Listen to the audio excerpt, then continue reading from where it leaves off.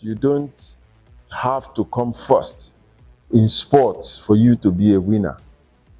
So I will not agree that things went wrong and so we did not succeed. We succeeded largely, particularly since most Nigerians did not give them any chance whatsoever to win. I don't recall reading anywhere, probably only one or two footballers, granted interviews and expressed optimism. Generally, the feeling was that they were not going to win.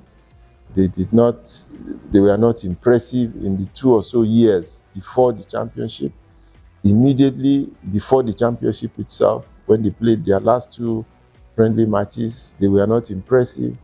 So most people did not think that we were going to go to the Nations Cup to go and bring results.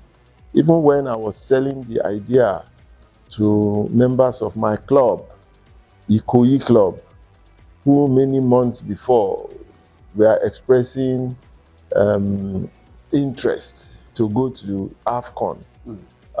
Shortly after those 2 friendly matches before the games, everybody withdrew. Nobody, not a single person, agreed that they were going to AFCON. But my own belief was different. What I saw was different. And but to answer your question, we did well. We did not crown it with a victory. And that was purely because the opposing team, the team we played against, was divinely inspired to get to where they got to. They were not supposed to be there.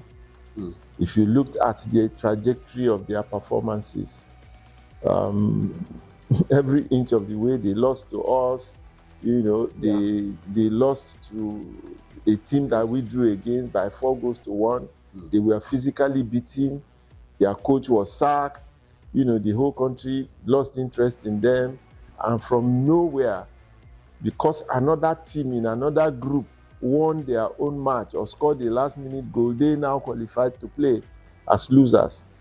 And if you just saw all of that trajectory, and a match that they played that they should have gone out or that should have gone to penalty kicks, in the very last second, the last kick of the ball, they scored. So all of those things just showed that there was some divine script behind it, or a script that was beyond the ordinary that we all were watching. And when it even came to our turn, you don't go to the finals like that against a team that is that inspired. I was a witness to the 1980 Cup of Nations. We were not the best team in the championship. We got to the finals against Algeria, that were easily the best team, the better team between the two at the finals. But we were supported by 100,000 Nigerians on that field. There was not one single Algerian supporter. And, the kind of support we received was unprecedented. Our president was sitting there, and so on and so forth. The atmosphere was intimidating, was electrifying. It was positive for us. It was negative for the Algerians. And we did what we could not ordinarily do. We scored goals we could not ordinarily score.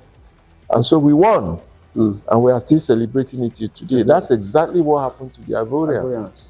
They were inspired, they were lifted, and we were intimidated, and we were dispirited, and so on. And, so it happened like that. And I believe that's why the government, rewarded the situation, that they did their best. They went beyond expectation. They lifted the spirit of the country. Nigeria had never supported a team the way they supported this team, even though at the start, people did not have an interest. But getting to the finals, every Nigerian all over the world were interested in that match and in seeing the national team play. It unified Nigerians. We are going through some of the worst times in our history. You can imagine the hardship that people are going through, the political turmoil, the economic turmoil, the social turmoil, and yet there's something that the whole country wanted to celebrate, something that lifted us out of that morass. And that was the football match of the football matches going on in Cote d'Ivoire. So it attracted unprecedented interest. And that's what the federal government rewarded. So I will see it as a positive and not as a negative. I won't lament anything. Things may not have been perfect, but it's not that things went wrong.